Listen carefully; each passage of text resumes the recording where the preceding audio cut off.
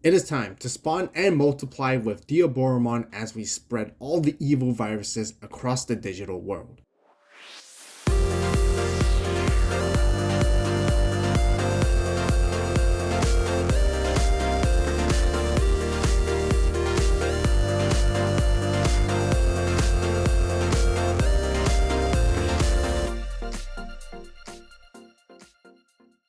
Digimon fans, welcome back, and today we'll be showcasing the Diaboromon deck, first time ever on the channel. Since I never covered this deck, I thought it would be a great time to give it a try. If you guys are wondering why I didn't make this video any sooner, well, that is because this deck used to be crazy expensive with the promo Diaboromon from Tournament Pack 1, and I just couldn't afford it. But over time, the price has finally come down and I can finally get my hands on these cards.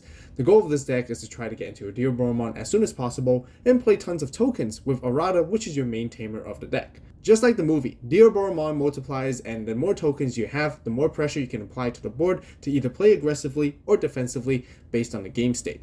Like always, I'll be showing you guys the combos and how it all works, but first let's begin with the deck profile. Alright, beginning with Digi-Eggs cards, we got the 4 copies of the Diaboromon from BT2. Inheritable, your turn while you have another Digimon in play with the same name as this Digimon. This Digimon gains extra 2000 DP. Really easy to fulfill the requirement because the tokens being Diaboromon with our top end being Diaboromon as well. That's what we're trying to go for, and gaining the extra 2000 DP is always very nice and very, very helpful. Next, we also do play a 5th egg, which really just comes down personal preference on what sort of egg you want to prioritize, whether this one or that one. This is the other Diaboromon that's from BT5. When attacking once returned, if this Digimon has unidentified in its type, you get to draw 1, and just draw power is always going to be really nice. Unidentified is basically the main trait and type of this entire deck anyways, so you're going to be fulfilling it very easily and very, very often as well. I'm super excited for the upcoming EX4 alternative being set. With a ton of new cards, I just can't wait to make even more videos and deck profiles and play with them. And if you guys are just as excited and want to see deck lists before anyone else, then be sure to join the Avault Club right now. By joining, you will get access to my entire arsenal of deck lists, with first drafts and constant updates before anyone else. I already started posting a bunch of EX4 decks on there too, so what are you waiting for? Be sure to join right now by clicking on the join button or the link in the description box down below, and I look forward to engaging with you guys in the membership section. So now let's move into our rookies.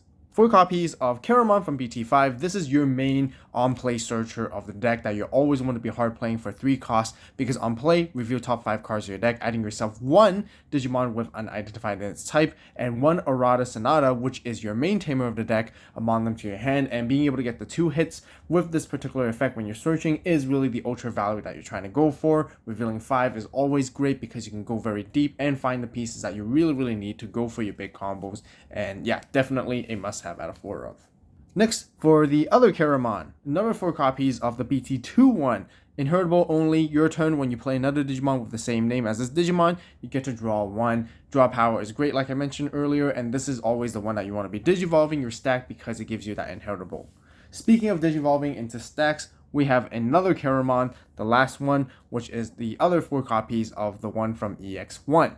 Your turn, for each other Digimon you have in play with the same name as this Digimon gains extra 1000 DP. Once again, very similar with our Diaboromon egg, we're always going to be trying to have same names on our board with our tokens and Diaboromon, so gaining the extra DP is going to be super helpful. And just like I mentioned, this is the other one that you want to be digivolving if you can't get to that one.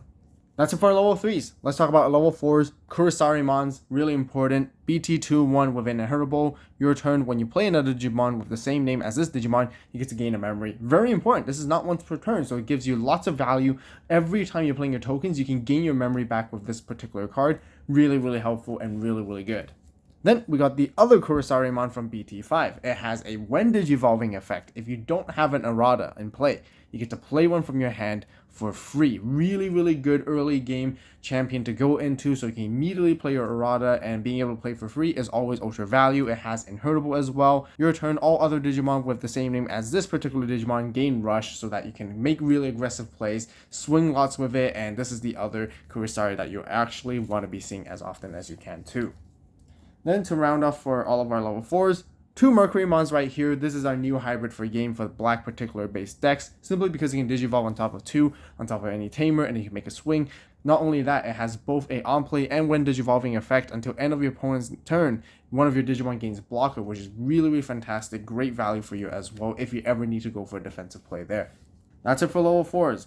Let's talk about our level 5s. Funny enough, the main level 5 that we actually have to be playing in this deck is actually the Armageddemon from BT11. This card is just great and has really, really good synergy with the entire core of this build because it has a on-play and when digivolving effect, which is exactly the same, revealing the top 5 cards of your deck. Then you play a Tamer card among them with 4 costs or less for free, and then you get to place the rest back to the top or in the bottom of your deck in any order you like to choose from. So being able to plan ahead is first and foremost one of the great ways to play this card, but also next is mainly being able to play Arata. Searching for your Arata and playing for Arata is extremely crucial. Arata is your main core tamer, which we will talk more about in detail later on, but yes, you guys can see why it's super important.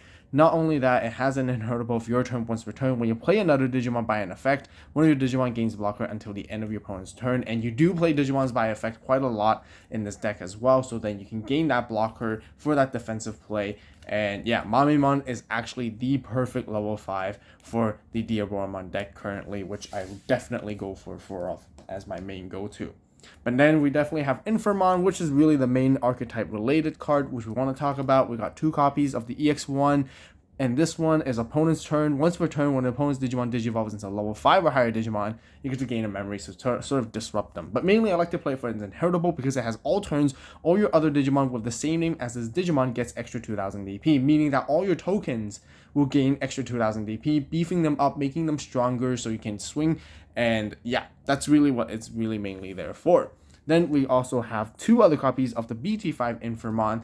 This one's a little bit interesting because it lets you warp from a Keramon with its effect. Your Keramon can digivolve into this card from your hand by paying a memory cost of 4, ignoring its digivolution requirements. So in times when you do have enough memory, you can jump into this from a Keramon and then immediately go into a Diaboromon play right after as well. If you have enough memory to retain your turn, then that's always fantastic. And that's really what you want to try and go for with this card. Otherwise, it has a inheritable as well of on deletion, letting you play a token for free. So that's really what it's all about. And yeah, the other 2 copies, that's it. That's it for our level 5s. Let's now talk about our level 6s, being our boss Digimons right here. Of course, we first and foremost got 3 copies of Diaboromon, the promo one. And I gotta say, guys, super happy that this card has finally come down in value from a long way, but this is still a really powerful card, which I really like to mainly play in my deck for Diaboromon, particularly because for 3 costs, it has a very simple effect. Your turn, for each Diaboromon you have in play, this Digimon gains security +1. So you can go for aggressive checks, you can check a lot with this guy. Playing with more tokens additionally gives you even more power and to swing in. It has 11k DP, which is kind of weak, but however, with the inheritables that you rack up, you can get up to like 13, which is always a pretty good, decent amount. And yeah, having this guy just to help you be your offensive side of things is really, really crucial because it helps you push and win games, most importantly. So that's the main boss Digimon I always like to get into. So we actually already got in news that we'll be getting even more Diaboromon support down the road for the game. And a Diaboromon Ace card was also announced to be part of the 3rd anniversary questionnaire pack, which is going to be releasing alongside with BT14 Blast Ace. So if you're a fan of Diaboromon and want to see me cover more content for it in the future, then be sure to subscribe and turn on that notification bell right now to stay tuned. Also give this video a like while you're at it because it really helps and I really appreciate the support, and thank you guys as always. Then we also have the other Diaboromon, which is the white one, particularly from EX1, and this one is like the defensive Diaboromon. First and foremost, it's very interesting because it has a security effect, because when it comes out from the security battle, it lets you play a token afterwards. And then, of course, as per usual, you trash this card after the security battle, but being able to play a token can be pretty interesting at some times, because giving it extra body means an extra swing, and sometimes it may potentially even become a blocker because of this guy's secondary effect. Opponent's turn, all your Diaboromon gain blocker, so then you can block and be that defensive guy right there. And yeah, this is the other one that you always want to be getting into. So a even split of 3 and 3 has been working out very nicely for me, just because both game plans getting into either or is always beneficial for the deck. And that's basically it for level 6s. Let's go into level 7s, which is kind of very interesting. Of course, Armageddemon, we have to play at least one of, because of it being the main level 7 of the deck. It can Digivolve for 3 on top of level 6, that is white or black, but you really want to be playing this guy with its effect. By playing this card from your hand, you get to delete one of your Diaboromons, which could be your tokens or a Diaboromon in general, to reduce the play cost by 12, making it 3 costs instead, and then immediately you will just rush with it. It also has a third effect where all turns, when Digivolving effects of level 7 Digimon don't activate. So you can shut off any level 7 Digimons out there, which is kind of interesting. Really, really cool, fun tech. And yeah, really powerful card for sure. And yeah, just a one-off tech is great for now for the deck. Next, we actually still have level 7s where we have the newest addition from BT12, which is Quartzmon, being a very, very good card that synergizes with this deck. You guys can notice it can Digivolve on top of a green, black, or white level 6 Digimon, being any of our Diaboromons, since it is black and white, either or, and for 6 cost. Of course, we all know how powerful this card really is, suspending everything when it's Digivolving, and then it gets to trash security when you're attacking, and then when it's attacking as well, you get to suspend something down at the same time. It trashes security while doing so. So really, really, really powerful, really good card. And the coolest thing is, if some of you guys didn't know, this card has unidentified in its type, so that you can actually search it. It has somewhat pretty decent synergy with the entire deck. And when we get into the combos later, I can't wait to show you guys how cool this really is. But you can actually very easily kind of also turbo into Quartz with this particular deck. Not as fast as other decks, but when you do get into it, it does help you win games. And securely, this is one of the strongest boss Digimon that you currently want to be playing for Diaboromon, funny enough. That's it for all of our Digimon. Let's talk about our Tamers.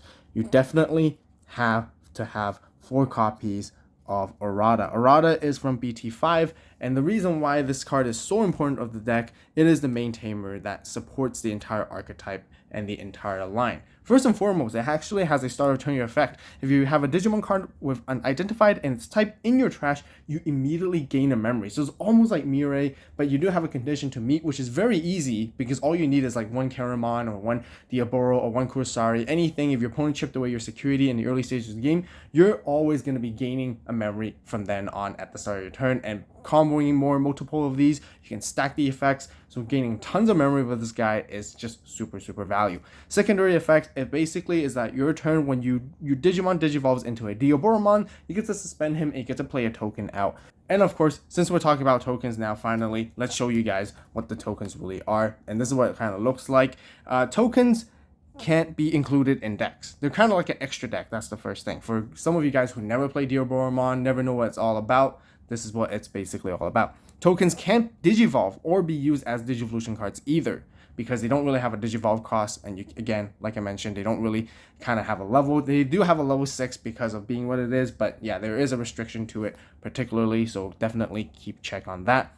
And when tokens are removed from the game, they basically just leave the play, basically going back to your token deck or whatnot, which is outside of your trash, of your Digi-Egg deck, which is completely different. So these are what tokens are basically are, and you're definitely going to be playing a lot of these in this particular deck, so that's how it goes around. Continue with our Tamers. Definitely 2 copies of Izzy, mainly being our memory tamer, of course, and then being able to search our top deck and then potentially gain a memory, which is great. However, you don't always get to resolve the gaining memory part, just because you do play white cards, you do play green cards in this deck as well, so it can disrupt it sometimes. But if it does happen, then great. Otherwise, yeah, he is really just mainly being there for our memory tamer. That's it for all of our Tamers. Let's talk about our options. 2 copies of Ultimate Flares, still a really good removal tool and main card for black in general. You can still Digivolve 3, and then popping everything that's 3 cost or plus on your opponent's side is just ultra value. So comes down to your own personal preference on what kind of removal you guys really like. Lots of things you can switch between as well. And then last but not least, just 2 copies of Black Memory Boost, just a really good general staple to always have. Searching for more cards for you to grab so then you can eventually play them. Just a really good hard play cost of 3, and then delay gaining 2 memory to make more plays future down the road. Always really good return in value for these kind of cards.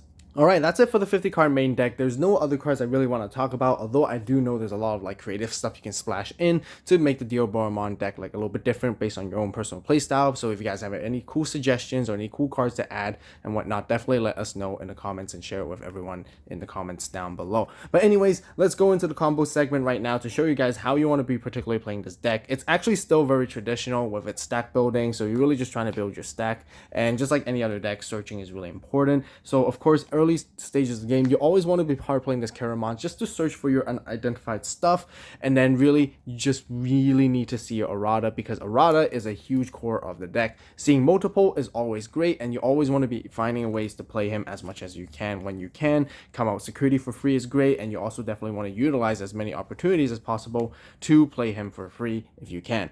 Like I mentioned, then you want to Digivolve into either Caramons right here. Whatever value it provides you is just great. The draw power one or the extra DP really just depends on whichever you see, so it's really what you have to go for. And this is when you go into your Kurosarimons. If you have the BT2 one, then you can just Digivolve in Raising just to sit tight to be safe. But if you do have the BT5 one, you want to do an early play like this, you can push it up to Digivolve for 2 into the Kurosari, immediately letting you play an Arata as long as you don't have one to begin with, to give you a lot of Ultra Boost value. Now, if you're worried about moving up your stack that early, then you can also sometimes just Digivolve in the battle area on top of your Caramon that you already did, and then find yourself the other Kurosarimon to build your stack that way instead, and just keep going like that. Then eventually you do want to push up once again, or you want to be Digivolving in the battle area somehow to get into your Mamemon for 3 cost, because it lets you potentially play more Aratas. More Aratas is always great because it gives you so much value when it's memory, and the sooner you establish a unidentified in your trash, you're going to be gaining memory constantly every single turn. Great value card, really powerful, and also because it potentially helps you set up for your bigger top end plays as you're going into it. So now with the Mamemon and this kind of setup, you're going to eventually go into your Diaboromon. Let's talk about the offensive one that I always like to go into, usually by Digivolving it for 3. And basically, as soon as you're Digivolving into Diaboromon, you immediately get to suspend your Aratas to play tokens. You can do it one at a time as well, just keep in mind, but you know, just for fast-paced sake, we immediately get to play 2 tokens right here because of we have 2 Aratas. Now, every time we play a token, now we get to activate Kurosarimon's effect. We get to gain a memory for each as well, because it is not once per turn, so really good. Mamemon's effect also activates. Now, because we did play a Digimon where tokens are considered to be Digimon and being played, we get to gain blocker until the end of opponent's turn. So with this Diaboromon right here, we get to have blocker, which is going to be really nice. Also with Caramon, for each other Digimon you have in play with the same name as this Digimon, it gains extra 1000 DP. Because we contain 2 Diaboromon tokens on the board, it will gain extra 2000 DP right here. And then with Suemon as well, because we have a Diaboromon token, which is also named Diaboromon anyways, having the same name, an extra 2000 DP once here. So immediately right here, it's like 15k DP. Really strong. And then Diaboromon can swing in for a bunch of massive checks with its effect, and that's how you really want to go for a big aggression early game play. Honestly, even if you just had one Arata, it's always really good already enough, so you can, you know, swing for lots of damage, and you just want to be using this guy as much as you can.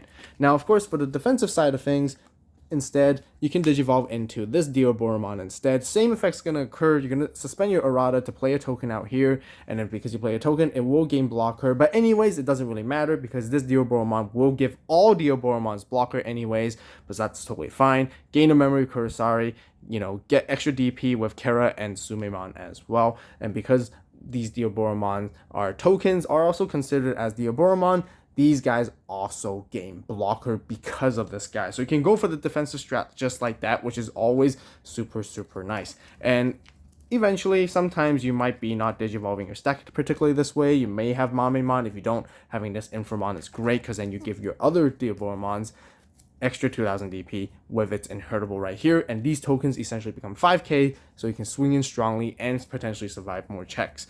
Anyways, moving into our top end plays to finish stuff off. Sometimes you don't really always need to use Arata. Eventually, you know, you're not always going to be Digivolving into Diaboromon as often as you would like to. So Aratas, eventually, they can become hybrids for game to make extra swings. You go super wide with this board, and you play so many tokens usually via your Arata effects mainly.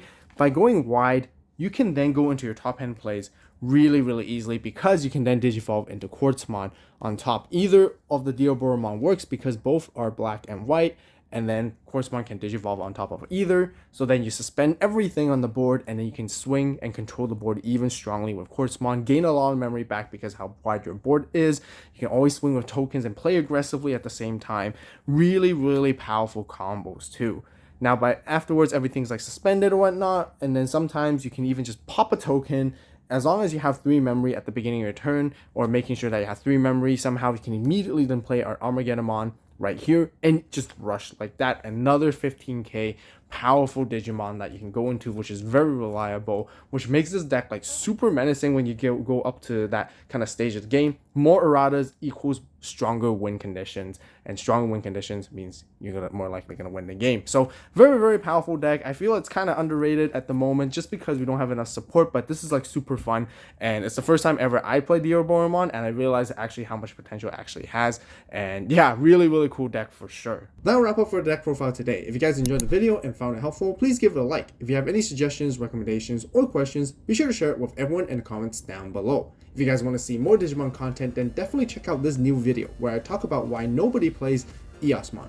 Links will be left on the top right iCard and in the description box down below. As always, thank you so much for watching. You guys have a great day, great night, wherever you are. See you next video, and this is Avault, signing out.